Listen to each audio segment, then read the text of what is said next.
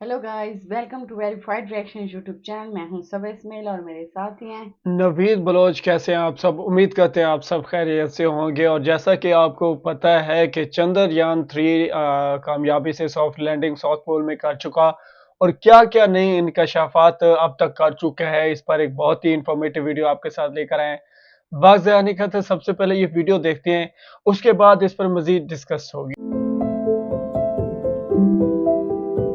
26 अगस्त 2023 चंद्रयान 3 के विक्रम लैंडर ने चांद की सतह पर एक भूकंप एक्सपीरियंस किया, जिसे इसरो वालों ने खुद कंफर्म भी किया है। ऑल्सो इसरो ने ऐसे कई ट्वीट्स भी किए हैं जिसमें उन्होंने चंद्रयान 3 द्वारा hot plasma, sulphur, calcium, titanium और यहां तक कि ऑक्सीजन को भी डिटेक्ट होने की बात की है। अब ऐसे में अगर आप इसरो के ऑफिशियल साइट पर जाकर इन ऑब्जर्वेशंस के बारे में इन डिटेल पढ़ोगे तो यू विल सी कि इसरो ने एज सच इन सारे डिस्कवरीज का आप, मैं और हम जैसे आम लोगों के लाइफ में क्या सिग्निफिकेंस होने वाला है ये रिवील ही नहीं किया। मे बी बिकॉज उनके हिसाब से अभी ये काफी प्रीमेच्योर असेसमेंट है। बट डोंट वरी, इस वीडियो में चलो हम चंद्रयान 3 ने अब तक जितने भी डिस्कवरीज किए हैं उन सबके डॉट्स को कनेक्ट करके कुछ प्रैक्टिकल इन्फेरेंसेस ड्रॉ करने की कोशिश करेंगे। ऑल्सो चांद के साउथ पोल पर एक लूनर डे सिर्फ 14 दिनों का ही होता है और इसीलिए उसके बाद वहां पर रात हो जाएगी और चंद्रयान 3 सोलर एनर्जी ना मिलने की वजह से डीएक्टिवेट हो जाएगा। सो अब 10 दिन ऑलरेडी बीत चुके हैं, तो आई थिंक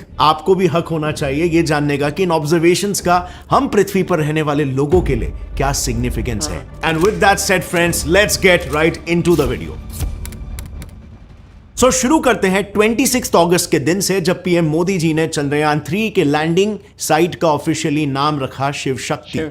जिस स्थान पर चंद्रयान 3 का मून लैंडर उतरा है, अब उस पॉइंट को शिव शक्ति के नाम से जाना जाएगा। और 23 अगस्त यानी कि जिस दिन चंद्रयान 3 लैंड हुआ उसे डेजिग्नेट किया गया एज हमारा national space day. A proud moment for us Indians indeed, right?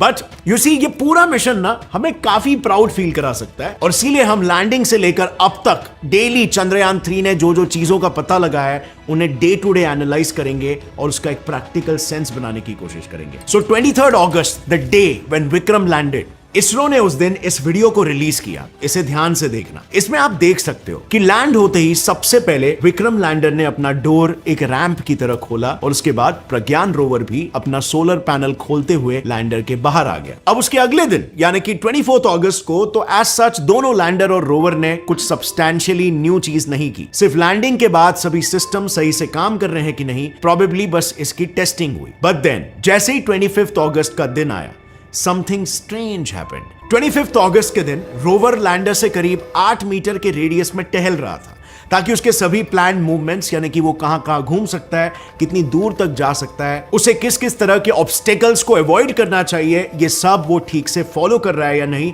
ये वेरीफाई किया जा सके। बट जैसे ही ये फाइनल टेस्ट कंप्लीट हुआ और लैंडर और रोवर इन दोनों के सभी इंस्ट्रूमेंट्स को एक्टिवेट किया गया, लैंडर पर लगा ये इल्सा नाम का जो डिवाइस आप देख रहे हो ना, इसने चांद की सतह से एक स्ट्रेंज वाइब्रेशन रिकॉर्ड किया जो अकॉर्डिंग टू इसरो किसी मशीन या रोवर से जुड़ा वाइब्रेशन बिल्कुल नहीं था। दरअसल हुआ यूं कि ये जो instrument for lunar seismic activity ILSA नाम का इक्विपमेंट है, ये एज यू कैन सी चांद की सतह पर प्लेस्ड है। अब ये इल्सा बेसिकली पृथ्वी पर हम जो नॉर्मल भूकंप नापने वाले साइस्मोग्राफ्स यूज करते हैं उसी का एक एक्सट्रीमली सेंसिटिव इलेक्ट्रिकल वर्जन है, जो भूकंप के वाइब्रेशंस किसी पेपर पर नहीं बल्कि ऑनलाइन और भी ज्यादा एक्यूरेटली रिकॉर्ड करता है। तो इसने 26 अगस्त को कुछ इस तरह का वाइब्रेशन का ग्राफ यानी साइस्मिक एक्टिविटी रिकॉर्ड की। अब ऐसे ग्राफ्स जब कोई हाईली सेंसिटिव इंस्ट्रूमेंट्स रिकॉर्ड करता है तो चांसेस होते हैं कि उसने आसपास चल रहे किसी machine, in are case Pragyan rover की मूवमेंट से पैदा हुए वाइब्रेशन को रिकॉर्ड किया हो। बट गेस व्हाट, ये है रोवर के मूवमेंट से पैदा हुए वाइब्रेशंस जो इल्सा ने 25 अगस्त यानी कि एक दिन पहले रिकॉर्ड किए थे। इससे क्लियरली ये पता चलता है कि रोवर के वाइब्रेशंस पॉजिटिव 0.019 यूनिट्स के अराउंड रिकॉर्ड होते हैं और कंटिन्यूअस है, जबकि इस वाले ग्राफ में वो माइनस 0.1185 यूनिट्स के अराउंड रिकॉर्ड हुए हैं और वो भी बस कुछ सेकेंड्स के लिए। यानी कि पॉसिबली मिशन शुरू होने के जस्ट 3 ही दिनों में चंद्रयान 3 ने यह पता लगा लिया कि चांद पर साइस्मिक एक्टिविटी यानी कि अर्थक्वेक्स या मोर स्पेसिफिकली मूनक्वेक्स होते हैं। अब आई नो आपको लग रहा होगा कि इन एक्सट्रीमली छोटे मोटे मूनक्वेक्स के बारे में जानकर हमें क्या ही मिलेगा, बट माइंड यू यही detected moon quakes future missions के लिए एक इंपॉर्टेंट क्लू बन सकते हैं टू रिवील कि चांद कैसे बना था, चांद के इंटीरियर में क्या एक्टिविटी हो रही है, so on and so fourth. फिलहाल बढ़ते हैं 27 अगस्त 2023 के दिन की तरफ। इस दिन विक्रम लैंडर के दूसरे इंस्ट्रूमेंट यानी कि chest Chandra's surface thermophysical experiment ने मून के सॉइल का तापमान मेजर करना शुरू किया। बेसिकली चैस्ट एक किस्म का प्रोब या डिटेक्टर है जिस पर 10 अलग अलग थर्मल सेंसर्स लगे हुए हैं। ये सेंसर्स छोटे से छोटे टेम्परेचर वेरिएशन को डिटेक्ट करके उसे रिकॉर्ड करते हैं। ऐसे में इस प्रोब ने जब मून की सतह के नीचे 10 सेंटीमीटर तक पेनिट्रेट किया तो सरप्राइजिंगली उसे कुछ ऐसे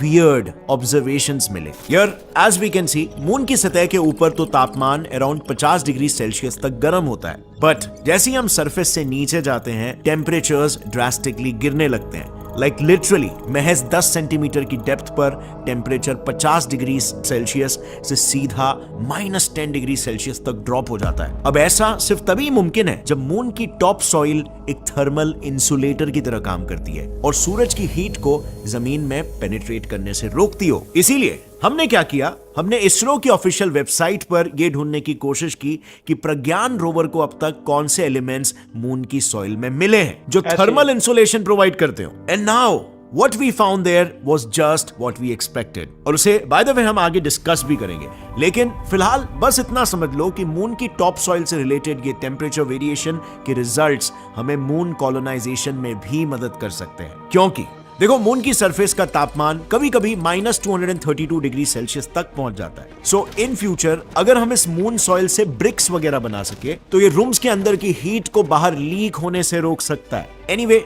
अब आते हैं 28 अगस्त पर, जब इस बार प्रज्ञान रोवर ने अपने 2 हाईटेक इंस्ट्रूमेंट से मून की सॉइल की जांच शुरू की। 28 अगस्त 2023 को चंद्रयान 3 की लिब्स यानी लेजर इंड्यूस्ड ब्रेकडाउन स्पेक्ट्रोस्कोपी ने इसरो को यह इमेज भेजी जिसमें उसने aluminium, sulphur, calcium, iron, chromium, titanium, manganese, silicon और ऑक्सीजन जैसे एलिमेंट्स को लूनर सॉइल में डिटेक्ट किया। इतना ही नहीं, लिब्स के इन ऑब्जर्वेशंस को रोवर के दूसरे इंस्ट्रूमेंट APXS ने भी कंफर्म किया। अब दोनों ही इंस्ट्रूमेंट्स द्वारा इन एलिमेंट्स का कंफर्म होना इसीलिए सिग्निफिकेंट है क्योंकि भले ही दोनों भी इंस्ट्रूमेंट्स काम सेम करते हो पर उनके एलिमेंट डिटेक्ट करने के तरीके काफी अलग है। लिब्स उसमें मौजूद लेजर बीम को लूनर सॉइल के एक छोटे से हिस्से में फोकस करता है। इस बीम से वहां मौजूद लूनर सॉइल गर्म होकर प्लाज्मा का रूप ले लेता है। And since plasma basically solids, liquids and gases की ही तरह मैटर का 4th फंडामेंटल स्टेट है made up of ions and electrons, तो ये प्लाज्मा फिर से ठंडा होते समय लाइट एमिट करता है which is detected by libs. इसके बाद ये लिब्स उसमें लगे स्पेक्ट्रोमीटर की मदद से लाइट को एनालाइज करके उसमें मौजूद एलिमेंट्स की जानकारी लेता है। For context, her element, ion और मॉलिक्यूल एक स्पेसिफिक वेवलेंथ की लाइट एब्जॉर्ब करते हैं। सो एक स्पेक्ट्रोमीटर यही देखता है कि उस तक पहुंची हुई लाइट में किस किस वेवलेंथ पर डार्क बैंड्स दिखाई दे रहे हैं और इससे पता चलता है कि वो लाइट जहां से आ रही है वहां कौन से एलिमेंट्स, आयन्स या मॉलिक्यूल्स प्रेजेंट है। And now to talk about APXS, तो ये लेजर बीम्स की जगह पर अल्फा पार्टिकल्स यानी कि प्रोटॉन्स की बीम को लूनर सॉइल पर फोकस करता है। इन एनर्जेटिक अल्फा पार्टिकल्स की वजह से वहां पर मौजूद एटम्स के इनर इलेक्ट्रॉन्स एक्साइट होकर एटम के बाहर फेंक दिए जाते हैं और इन इनर इलेक्ट्रॉन्स की जगह लेने के लिए आउटर इलेक्ट्रॉन्स अपनी एक्सेस एनर्जी एक्स-रेज के रूप में एमिट करते हुए अंदर आते हैं। Now the interesting thing is कि इन एक्स-रेज की एनर्जीज अलग अलग एलिमेंट्स के लिए अलग अलग होती है, जिससे APXS सॉइल में मौजूद पार्टिकल्स की जानकारी देता है। As I said earlier, LIBS और APXS इन दोनों डिटेक्टर्स ने ये सभी एलिमेंट्स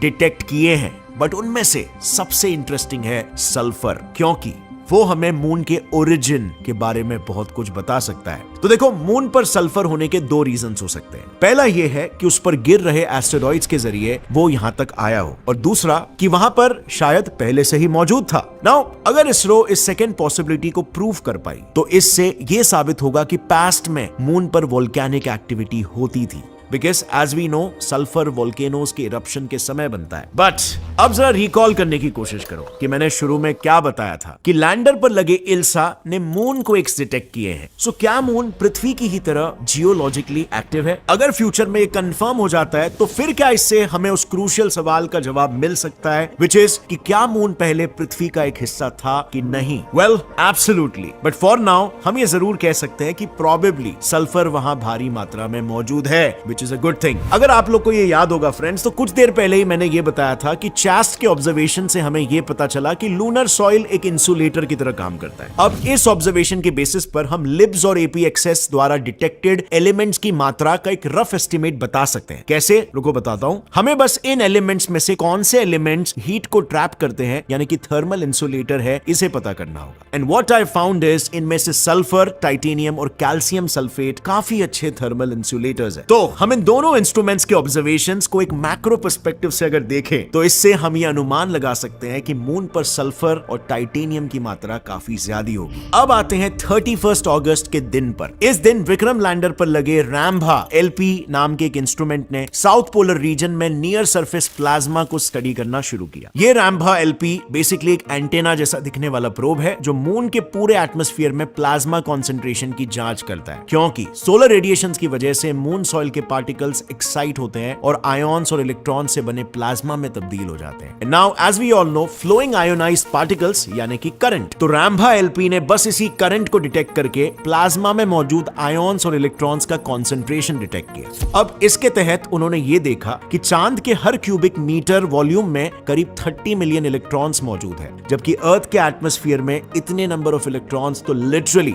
सिर्फ 1 सेंटीमीटर क्यूब के वॉल्यूम में। And now this is huge, क्योंकि आइडियली एटमॉस्फेयर में बहुत ज्यादा प्लाज्मा या चार्ज पार्टिकल्स का कंसंट्रेशन कम्युनिकेशन में इस्तेमाल होने वाले रेडियो वेव्स के साथ इंटरफियर करके बैकग्राउंड नॉइस क्रिएट करता है। लेकिन अब रैम्भा एलपी के डेटा की मदद से चांद पर जितने भी फ्यूचर मिशंस होंगे, चाहे वो इंडिया के हो या किसी और कंट्री के, तो वो लोग इसी बैकग्राउंड नॉइस को कंप्यूटर से फिल्टर करके ज्यादा क्लियर कम्युनिकेशन कर सकते हैं। एंड ऑल्सो इस डेटा से फ्यूचर में बनने वाले मून कॉलोनीज को प्लाज्मा प्रूफ बनाने में भी मदद मिल सकती है। लेकिन फ्रेंड्स, मून को कॉलोनाइज करने के लिए हम पृथ्वी की ब्रिक्स को तो वहां पर लेकर नहीं जा सकते, क्योंकि इसमें 2 प्रॉब्लम्स हैं। सबसे पहला ट्रांसपोर्टेशन और दूसरा मून पर गिरने वाले सोलर रेडिएशंस। और इसीलिए हमें ऐसे ब्रिक्स को डिजाइन करना होगा जो मून के एटमॉस्फेयर में ही सालों साल टिक सके। और इसीलिए इसरो और इंडियन इंस्टीट्यूट ऑफ साइंस के रिसर्चर्स ने मिलकर ऐसे ब्रिक्स को बनाने के लिए पहली बार बायोलॉजी और मैकेनिकल इंजीनियरिंग, इन दोनों फील्ड्स को साथ में मिलाकर एक सस्टेनेबल प्रोसेस डेवलप किया है। अब मून ब्रिक्स के one of the leading researchers के साथ मैंने ऑलरेडी एक पॉडकास्ट कर लिया है, बहुत ही जल्द आने वाला है वो get set fly science channel पर,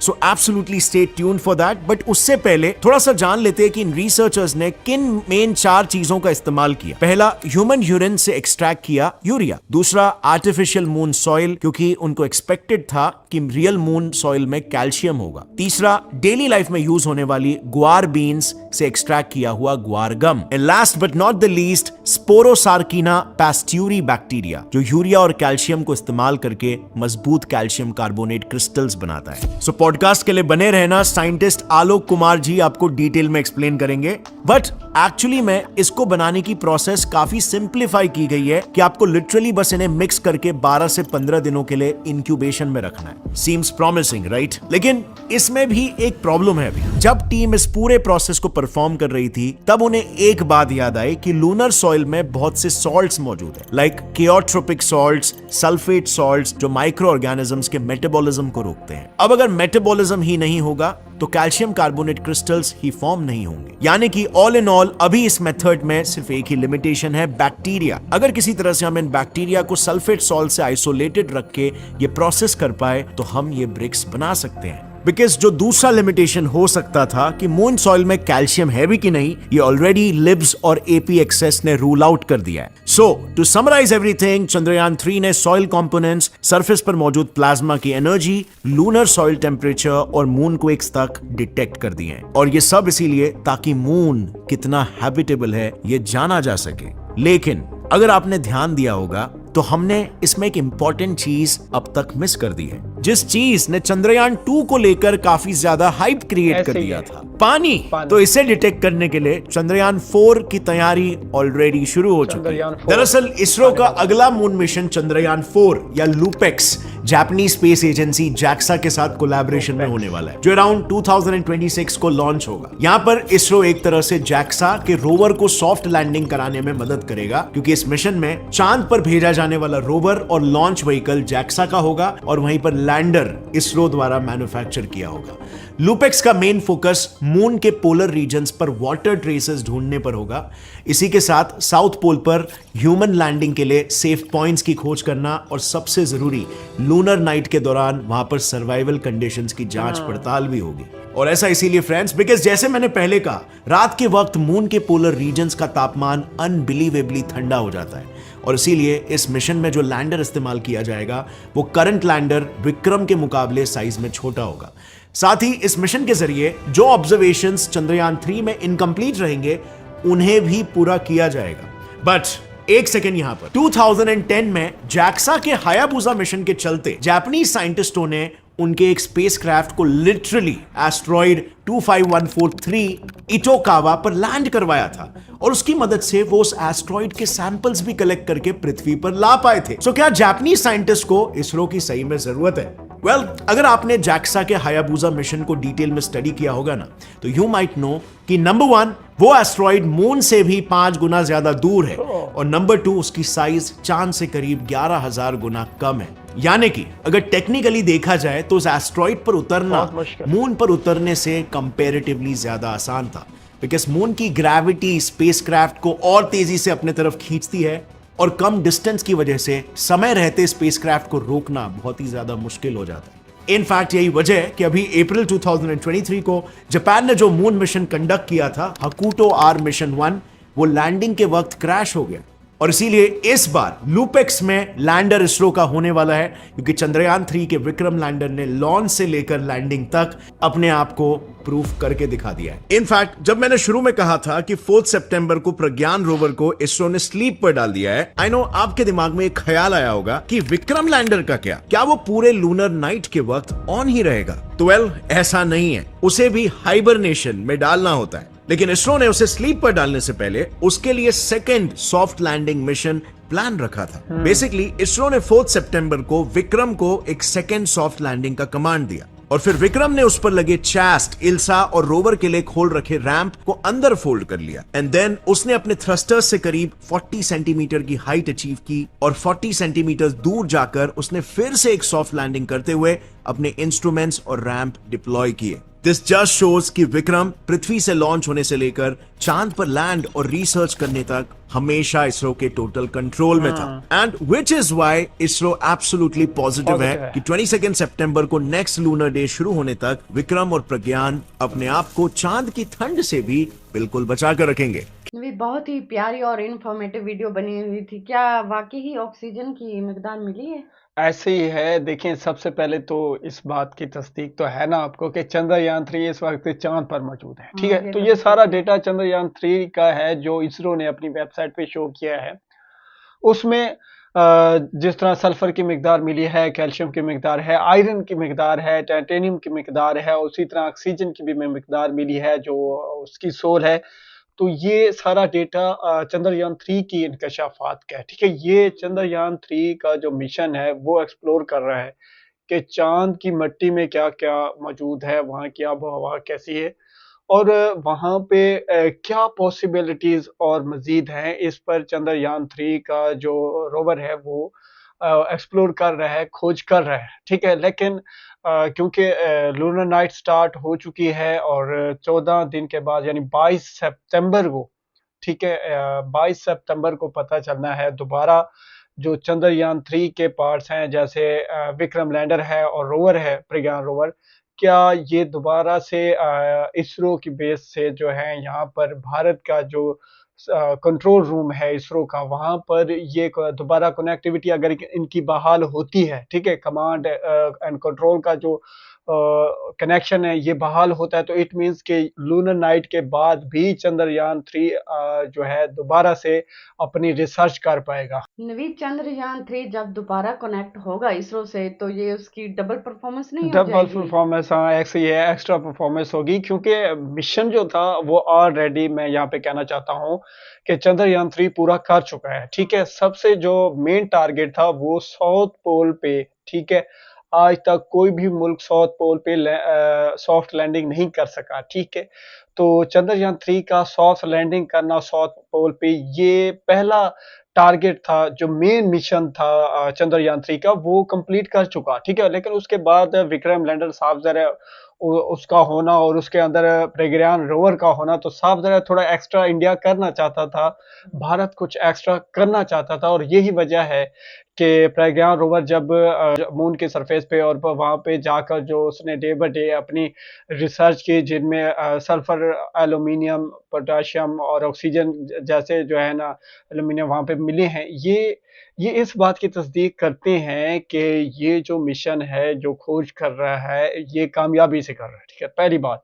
दूसरी बात ये है, जिस तरह वीडियो में कहा गया था कि चंद्रयान 2 जो जब फेल हुआ था, ठीक है, सॉफ्ट लैंडिंग नहीं कर सका, ये तो कामयाबी चंद्रयान 3 ने हासिल कर ली। लेकिन एक और इंकशाफ था कि वहाँ पे पानी मौजूद है चाँद पर, ठीक है। तो लूनर नाइट के बाद जब दोबारा से मेरी वेरीफाइड रिएक्शन यूट्यूब चैनल पे एज़ अ पाकिस्तानी, जिस तरह इसरो मेहनत कर रहा है, जिस तरह भारत मेहनत कर रहा है, ठीक है। तो मेरे ख्याल में जो चंद्रयान 3 है, इसका दोबारा राब्ता बहाल होना चाहिए लूनर नाइट के बाद। और ये बहुत बड़ी एक्स्ट्रा ऑर्डिनरी परफॉर्मेंस होगी। यकीन माने, अगर ये चीज़ कामयाब होती है कि लूनर नाइट के बाद चंद्रयान 3 दोबारा से भारत का जो इसरो कंट्रोल रूम है वहाँ पे कनेक्ट होता है और कंट्रोल एंड कमांड में आता है, जिस तरह वीडियो में बताया गया कि एक बार यानी कि रिहर्सल की गई, कमांड दी गई विक्रम लैंडर को कि आप टेक ऑफ करें और फिर नीचे अपना सॉफ्ट लैंड करें, ठीक है। तो वो दोबारा से जब उसने ये जंप किया, इसे बेसिकली मीडिया पे और सोशल मीडिया पे ऑलरेडी हम रिएक्ट भी कर चुके हैं कि जंप का नाम दिया गया। असल जो बात थी वो ये थी कि इसरो दिखाना चाहता था कि ये जो चंद्रयान 3 है अभी भी हमारे कंट्रोल में है, ठीक है। तो यही बात अब इसरो ने साबित करनी है और हमारी दुआ है कि ये साबित होनी चाहिए। आप क्या समझते हैं, ये आप हमें कमेंट्स बॉक्स में बता सकते हैं कि चंद्रयान 3 का लूनर नाइट के बाद अगर इसरो से राब्ता बहाल होता है और वही कंट्रोल एंड कमांड के ज़रिए बिल्कुल एक्यूरेट फ्रीक्वेंसी पे, तो आप क्या समझते हैं, क्या ये चंद्रयान 3 की एक्स्ट्रा ऑर्डिनरी परफॉर्मेंस नहीं होगी? ठीक है, अगर आप समझते हैं हाँ, तो वीडियो को एक लाइक कर दें। और उम्मीद भी यही है कि चंद्रयान 3 जो है लूनर नाइट के बाद जो है एक बार फिर से अपनी रिसर्च शुरू करेगा। और हमारी दुआ है वेरीफाइड रिएक्शन यूट्यूब चैनल पे, मैं चाहता हूँ कि वहाँ पे पानी मिले, ठीक है। जिस तरह ऑक्सीजन मिला है, कहीं न कहीं जिस तरह पहले इंकशाफ भी साफ ज़ाहिर है चंद्रयान 2 कर चुका है कि वहाँ पे पानी मौजूद है, तो पानी वहाँ पे है। तो हम चाहते हैं कि प्रज्ञान रोवर जो है वहाँ तक पहुँचे और पूरी दुनिया को ये गुड न्यूज़ दे कि चाँद पे जो है ज़िंदगी के आसार हैं। ये ज़िंदगी के आसार में आते हैं, जहाँ पानी है समझें ज़िंदगी है, ठीक है। तो अब एक बात तो यहाँ पे तय हो गई ना कि चंद्रयान 3 नए-नए इंकशाफात कर रहा है, ठीक है। फिर ब्रिक्स का ज़िक्र किया गया, साफ ज़ाहिर है अगर वहाँ पे कोई भी बेस बनाना है तो ज़मीन से तो सोल लेकर जाने को रहे, ब्रिक्स यहाँ से ईंटें वगैरह ले जाने को रहे, वहीं न वहीं कहीं न कहीं कोई तैयारी करनी होगी खुद चाँद पर जाकर। तो ये एक बहुत बड़ी लंबी सोच है और भारत इस पे काम कर रहा है। इसीलिए इसरो बार-बार इस चीज़ को कहता है कि अगर वहाँ पे जाके बेस बनाएँगे, तो बेस के लिए हमें वहाँ पे जो चीज़ें रिक्वायर्ड होंगी, उनको वहीं पे जाके हम बनाने के काबिल हों। तो ये बनाने के काबिल हों का मतलब ये है कि भारत जो है वहाँ पे जाना चाहता है, ठीक है? इसरो वहाँ पे जाना चाहता है। अपने देखें, मैं पहले भी कह चुका हूँ कि भारत वो पहला मुल्क होगा जो ह्यूमन साइंटिस्ट जो है चाँद पर लैंड कराएगा। ये लग रहा है, क्यों? क्योंकि यार देखें ना, जब चंद्रयान 1-2 फेल हुआ तो पूरी दुनिया ने मज़ाक उड़ाया कि यार इसका काम नहीं है, भारत का काम नहीं है कि सॉफ्ट लैंडिंग करे। फिर चंद्रयान 3 की जो सॉफ्ट लैंडिंग है, नासा जैसे बड़े-बड़े स्पेस इंस्टीट्यूट ने भी कहा है कि यार क्या बात है, आपने कर दिखाया।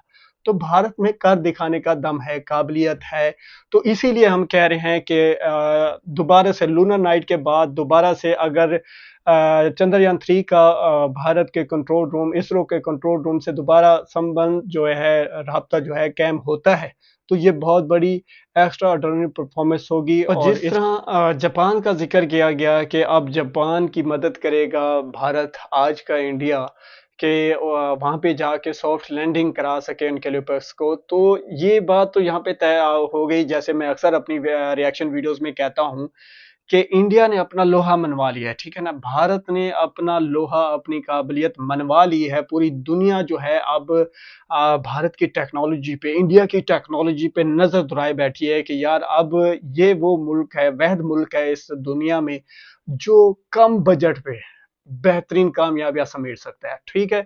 तो जापान खुद एक बेहतरीन मुल्क है टेक्नोलॉजी के लिहाज़ से भी, इकोनॉमी के लिहाज़ से भी, लेकिन उसने मदद माँगी है भारत से, ठीक है? इंडियन स्पेस प्रोग्राम से, इसरो से कि आप हमें जो है वहाँ पे सॉफ्ट लैंडिंग कराने में हमारी मदद करें। तो इट मीन्स कि जो चंद्रयान 3 की कामयाबी है, उसका असर अब नज़र आ रहा है, ठीक है? अगर आप समझते हैं मैं ठीक कह रहा हूँ कि ये चंद्रयान 3 की कामयाबी का असर नज़र आ रहा है, जापान जैसे मुल्क के साथ इसरो का ये कंट्रीब्यूट होना, ये साझेदारी का तय करना कि हाँ जी, हम आपको सॉफ्ट लैंड करवाएँगे चाँद पे। तो क्या आप समझते हैं कि वाक़ई चंद्रयान 3 की कामयाबी का सेहरा है ये? ठीक है? और मैं कहता आ रहा हूँ कि जो विज़न है इंडिया का और नरेंद्र मोदी जी का 2030 तक इंडिया को दुनिया का एक बेहतरीन मुल्क बनाकर दिखाना, इसरो की कामयाबी से जो इंडियन इकोनॉमी बूस्ट कर रही है, वो नज़र भी आ रहा है। आप देख सकते हैं कि जो जीडीपी क्वार्टर रेशो नज़र आ रही है, वो 10 पॉइंट समथिंग पे जो जीडीपी ग्रोथ नज़र आ रही है, ठीक है? इससे पहले 7 लास्ट मंथ 7.8 था, अब 10 पॉइंट समथिंग हुआ है। तो ये ग्रोथ क्यों तेज़ी से आ रही है? वो इसीलिए आ रही है क्योंकि अब जो इंडिया की टेक्नोलॉजी है, ठीक है ना? भारत की टेक्नोलॉजी और इसरो की जो कामयाबी है, इसने पूरी दुनिया के लिए एक मैसेज दिया है कि आएँ हमारे साथ मिलकर अपना स्पेस प्रोग्राम बनाएँ, ठीक है? चाहे आपने सैटेलाइट लॉन्च करनी है, चाहे आपने चाँद पे सॉफ्ट लैंडिंग करनी है या दीगर किसी प्लैनेट पे आप जाना चाहते हैं, तो आएँ हमारा साथ आपके लिए हमारे दरवाज़े खुले हैं। और जिस तरह यकीन माने इंडिया तरक्की कर रहा है, मैं कह चुका हूँ कि 2040 में इंडिया दुनिया का एक बेहतरीन सुपर पावर मुल्क होने वाला है, ठीक है? मुझे तो साफ दिखाई दे रहा है कि उस वक़्त अगर कोई इस दुनिया में, साउथ एशिया में और पूरी दुनिया में अगर कोई बेहतरीन सुपर ताकत खड़ी होगी यूएस के सामने, तो वो इंडिया है, ठीक है? अभी फ़िलहाल जो मुकाबला चल रहा है वो चाइना और इंडिया के दरमियान है, लेकिन इंडिया एक्स्ट्रा ऑर्डिनरी परफ़ॉर्मेंस दिखा रहा है। ये मैं इसी बिना पे कह रहा हूँ कि 2040 में इंडिया दुनिया की एक बेहतरीन ताकत होने वाला है। आप क्या समझते हैं? कमेंट सेक्शन में हमें ज़रूर बताएँ और उम्मीद करते हैं कि आपको हमारा जो रिएक्ट है वो ज़रूर पसंद आता होगा। उम्मीद करते हैं आज का हमारा रिएक्ट आपको बहुत पसंद आया होगा। अगर कोई इख्तिलाफ़ी राय रखते हैं तो कमेंट सेक्शन में हमें कमेंट्स करके ज़रूर ज़रूर बताया बताया करें। करें। हमें सपोर्ट करने के लिए हमारी वीडियो को लाइक करें, चैनल को ज़्यादा से ज़्यादा सब्सक्राइब करें। मिलते हैं एक नई वीडियो के साथ, तब तक के लिए गुड बाय। Good bye.